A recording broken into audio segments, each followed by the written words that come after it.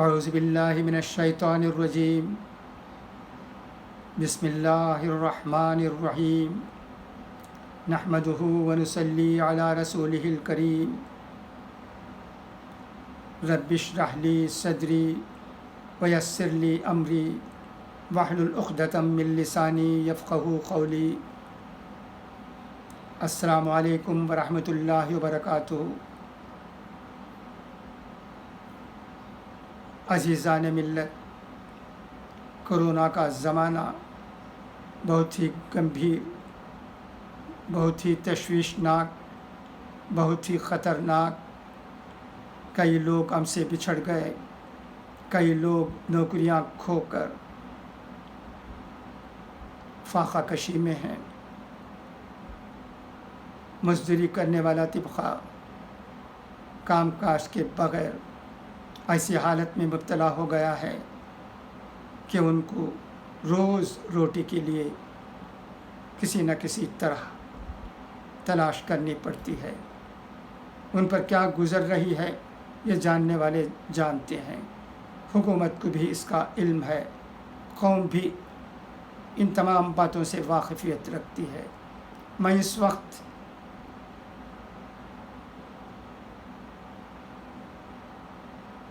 اس طبقے کی بات کرنے والا ہوں جو قوم کے لیے بہت اہم ہے۔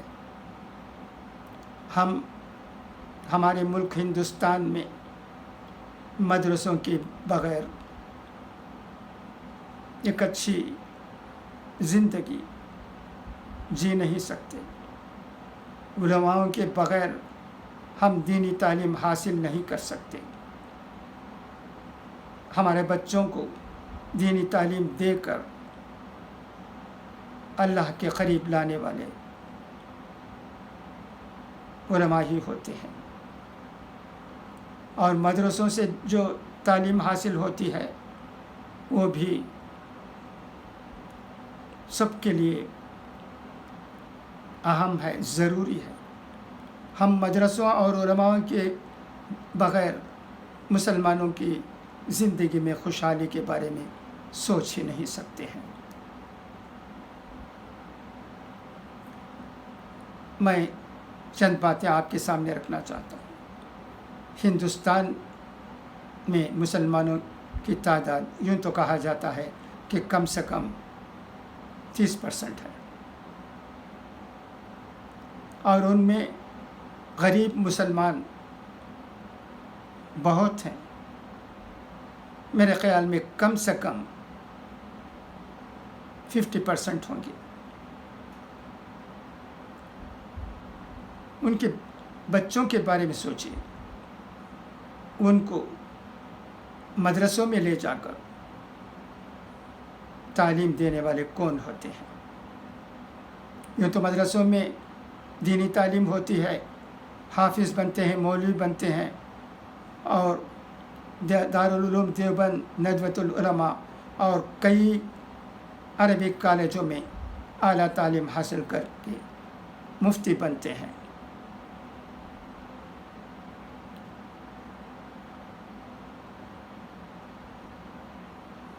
اور ان مسلمانوں کے غریب بچوں کو لاڈجنگ اور بورڈنگ کا انتظام کر کے انہیں تعلیم دلوانے والے، جہالت سے بری کر کے خوشحالی کی طرف لے جانے والے، دینی تعلیم دینے والے، اور ہاں کئی مدرسوں میں دینی تعلیم کے ساتھ عصری تعلیم بھی دے کر ان کو کمانے کے لائق بنانے والے مدرسے بھی موجود ہیں۔ اور اگر ہندوستان میں اردو زندہ ہے تو وہ مدرسوں کی بنسبت ہے۔ آپ سوچئے ہمارے یہاں یہ 30 سال پہلے تک اردو کی کیا حالت تھی، علماؤں کی کیا حالت تھی۔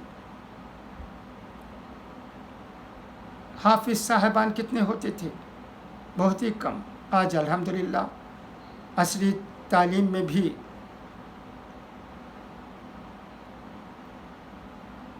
امپرومنٹس ہوئے ہیں، دینی تعلیم میں بھی اضافہ ہوا ہے۔ डॉक्टर्स भी बने हैं, इंजीनियर्स भी बने हैं, प्रोफेसर्स भी बने हैं, उलमा किराम भी बने हैं, उनमें मुफ्तियान किराम हैं। उर्दू में भी इतनी काबिलियत रखते हैं कि जुनूब में रहने वाले भी शुमाल के उलमा किराम से उर्दू में भी कम नहीं हैं। अच्छे वाइज़ हैं, अच्छे मुक़र्रिरीन हैं। तो मैं कह रहा था उर्दू की तरक्की भी मदरसों से हो रही है, और सबसे बढ़कर गरीबों को सहारा देने वाले, यतीमों को तालीम देकर ज़िंदगी में खुशहाली लाने वाले आखिर के ख़याल में मदरसों के सिवा और कोई जगह नहीं है। क्यों सिर्फ दीनी तालीम के लिए, दुनियावी तालीम के लिए, असली तालीम के लिए भी मुसलमानों को आगे बढ़ाने वाले कितने इंटेलेक्चुअल्स ही मुझे बताइए। हाँ, चंद लोग ज़रूर हैं, मगर उनकी तादाद बहुत कम है। चंद NGOs हैं, चंद मुसलमानों के एसोसिएशंस हैं, जैसा कि आम्बूर में आम्बूर मुस्लिम एजुकेशनल सोसाइटी और वानियम्बाड़ी में मुस्लिम एजुकेशनल सोसाइटी, और कई जगहों पर मुसलमानों की एसोसिएशंस हैं, मगर उनकी तादाद अगर हम ऑल इंडिया लेवल पर जायज़ा लेंगे तो बहुत कम है। इसलिए होता ऐसा है कि बचपन से बच्चे मदरसे में जाते हैं। कई देहातों में मदरसा सिर्फ 5वीं तक होता है, 5वीं तक उनको तालीम हासिल होती है, अच्छी तालीम हासिल होती है, और उसके बाद उनकी ज़िंदगी अधूरी रह जाती है। ना वो दीनी तालीम में आगे बढ़ सकते हैं और ना असली तालीम में। हाँ, चंद जगहों पर आला तालीम हासिल करने के लिए ये बच्चे देवबंद जैसे दरसगाहों में भी पहुंच जाते हैं, मगर अक्सर जगहों पर ऐसा नहीं होता है, और इसके बाद उन्हें नौकरी चाकरी करनी पड़ती है, और कंस्ट्रक्शन वर्क में होते हैं, फैक्ट्री में होते हैं। पूछते हैं तो बताते हैं कि वो हाफिज़ हैं, और साल में एक बार कहीं खुशकिस्मती से उनके लिए तरावी नमाज़ पढ़ने का मौका मिल जाता है तो वो खुश हो जाते हैं, उन्हें कुछ मुआवज़ा मिलता है, तोहफ़े तहफ़ से भी नवाजते हैं, कद्र होती है। अगर खुशकिस्मती से उनकी उन मस्जिदों में जगह मिल जाती है तरावी पढ़ाने के लिए जहाँ उमरा रहते हैं, तो उनकी हालत एक हद तक बेहतर रहती है। हाँ, इमामत करने वाले भी उन मस्जिदों में अच्छे रहते हैं जहाँ उमरा होते हैं, या मोहल्ला उमरा होता है, या टाउन वगैरह मालदारों से भरा हुआ होता है। हर जगह ऐसी बात नहीं होती है। तो उनके साथ ऐसा होता है कि चंद उलमा अपनी आमदनी से, जो भी हो वो आमदनी, उससे अपनी ज़िंदगी को आगे बढ़ाने की कोशिश करते हैं। बहुत ही ईमानदार होते हैं, हमें एतराफ़ है, हम जानते हैं, आप भी जानते होंगे। और चंद उलमा मजबूरी की वजह से अमलियात में मुब्तला हो जाते हैं, तो क्या करेंगे? कुछ ना करना पड़ता है इस फ़ानी दुनिया में, इस ज़िंदगी में कुछ कमाने के लिए। तो इस तरह उनकी ज़िंदगी गुज़रती है। क्या करेंगे? पेशा तो गलत है, मगर मजबूरी इंसान को इन तमाम चीज़ों में मुब्तला कर देती है। और इनमें ऐसे लोग भी होते हैं जो दीनी तालीम हासिल करने के बाद भी उन्हें मजबूरन رکشہ چلانا پڑتا ہے، کنسٹرکشن کے کام کرنے پڑتے ہیں، مزدوری کرنی پڑتی ہے، تو ان کے لیے زندگی میں خوشحالی بہت ہی کم نظر آتی ہے۔ مدرسوں کے بغیر جیسا کہ میں نے کہا ہماری قوم کی پہچان نہیں ہو سکتی ہے۔ علماء کرام کے بغیر ہمارے بچے دینی تعلیم حاصل نہیں کر سکتے ہیں۔ ہمیں مدرسے بھی چاہیے، علماء بھی چاہیے، مگر مدرسے کیسے ہونا چاہیے اس پر ہندوستان میں رہنے والے تمام علماء کرام کو، انٹلیکچوئلس کو، عصری تعلیم میں کامیابی حاصل کر چکے لوگوں کو سوچنے کی ضرورت ہے۔ تو سوچ کر ایک قدم اٹھاتے ہیں تو وہ قوم کے لیے اچھا ہوگا مستقبل میں۔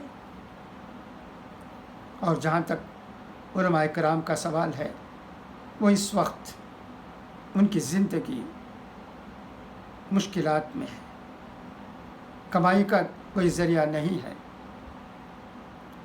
جہاں امامت کرتے ہیں وہاں بھی اکثر مسجدوں میں کم مواضع ہی ملتا ہے۔ کورونا کے اس زمانے میں تو کیا کہنا، بہت ہی لاچارگی ہے۔ ایک مضمون پڑھا، بہت ہی افسوس ہوا، فاقہ کشی ہے کہا جاتا ہے دلی میں اور کئی جگہوں پر، جہاں علماء کرام کمائی کے بغیر اپنی زندگی کو بمشکل تمام گزار رہے ہیں۔ نہ جانے اس زندگی کو آگے بڑھانے کے لیے وہ کیا کیا پاپڑ بیلتے ہیں، کن کن کے پاس ہاتھ پھیلاتے ہیں، کیا کیا مزدوری کرتے ہیں، جب کہ مزدوری کرنے کے لیے بھی اس وقت موقع نہیں ہے۔ ہم سوچتے ہیں تو ہمارا دل دھڑکتا ہے، ستون ہوتے ہیں۔ کیا کہا گیا ہے، ان العلماء ورثۃ الانبیاء، انبیاء کے وارث ہوتے ہیں۔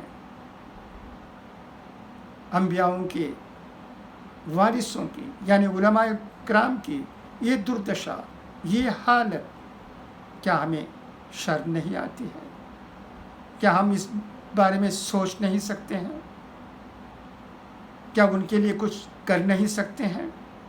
ہاں، یہ خبر تمل ناڈو میں یہ بھی ملی ہے کہ پروفیسر جواہر اللہ صاحب نے تمل ناڈو کے وزیر اعلیٰ ایم کے اسٹالن صاحب سے یہ درخواست کی ہے کہ وہ 5,000 روپے کا ایک خاص کورونا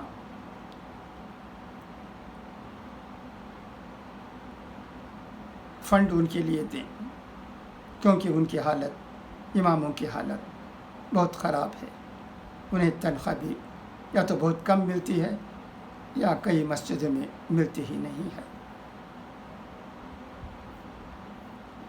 تو ہمیں کیا کرنا چاہیے، یہ سوال ہمارے سامنے ہے۔ جو علماء کرام امیروں کے قریب رہتے ہیں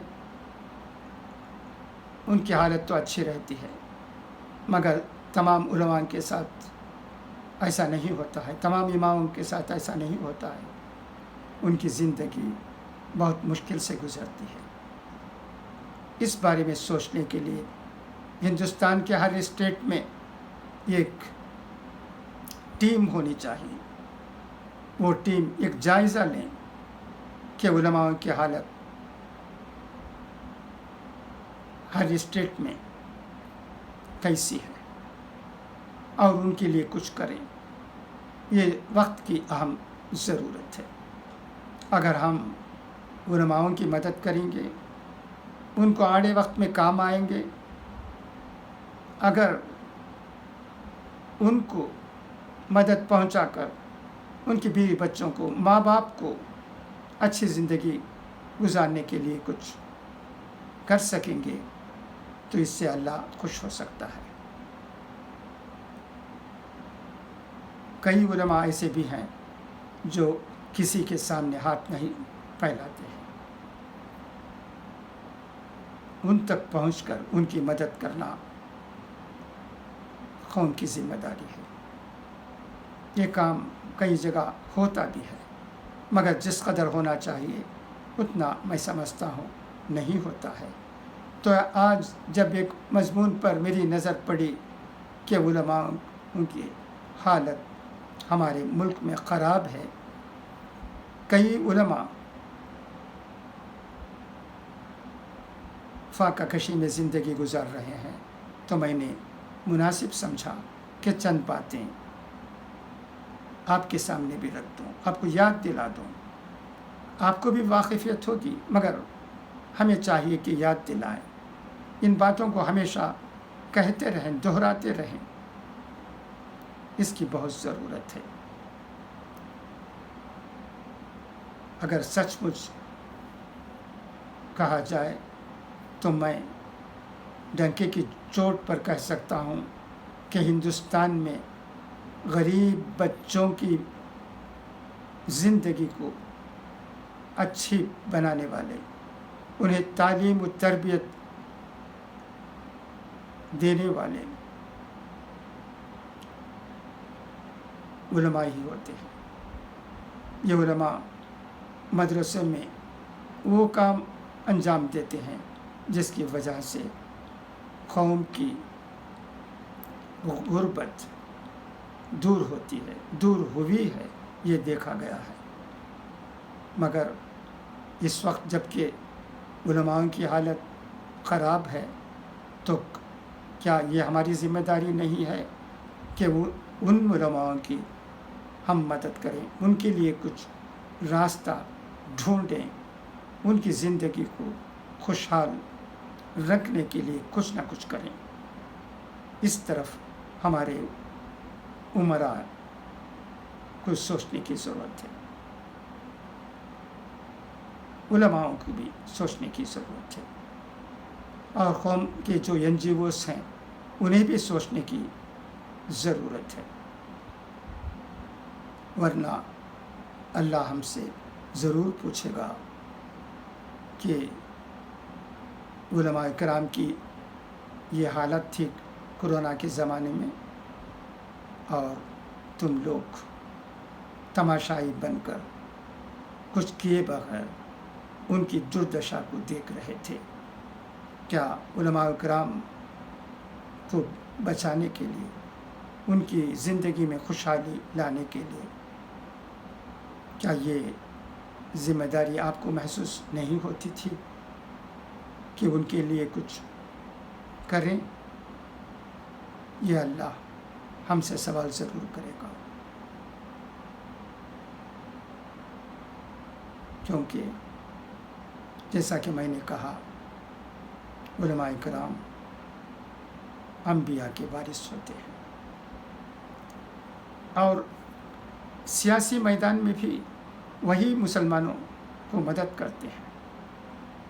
میں ایک نام لیتا ہوں آپ کے سامنے اس وقت، جمعیت العلماء کے مولانا ارشد مدنی صاحب، ہماری قابل قدر ہستی، بزرگ ہستی، اس عمر میں بھی وہ کس قدر دوڑ دھوپ کرتے ہیں، جیل میں رہنے والے مسلمانوں کی مدد کرتے ہیں، سیاسی میدان میں آگے آگے ہیں، کئی اسلام کے دشمنوں سے ٹکر لیتے ہیں، برابر جواب دیتے ہیں، اور مسلمانوں کو اس دنیا میں ایک خوددار زندگی، اچھی زندگی آئین کے مطابق بتانے کے لیے اچھا موقع فراہم کرنے کی بھرپور کوشش کرتے ہیں۔ ان کے مدرسوں سے تعلیم حاصل کر کے ہندوستان بھر میں مسلمانوں کو دین میں مبتلا رکھنے والے لوگ موجود ہیں، ہم دیکھتے ہیں۔ ہمارے یہاں کی بات پر غور کیجیے، چند سال پہلے کیا حالت تھی، اب کیا حالت ہے۔ اب ہمارے درمیان کتنے علماء کرام ہیں، کتنے حفاظ ہیں، کتنے بہترین اردو کے مقررین ہیں۔ اس سے ایسا معلوم ہوتا ہے کہ مسلمانوں میں علمی بیداری پیدا کرنے والا طبقہ بھی علماء کا ہی ہے۔ تو اس لیے ہماری ذمہ داری بنتی ہے کہ ہم علماء کی قدر کریں، مدد کریں، ان کی حوصلہ افزائی کریں، NGOs بنا کر ان کی زندگی کو آگے بڑھانے کے لیے کوشش کریں۔ یہی اس وقت کی ضرورت ہے۔ بس اس کے ساتھ میں آپ سے اجازت چاہتا ہوں۔ خدا حافظ، فی امان اللہ۔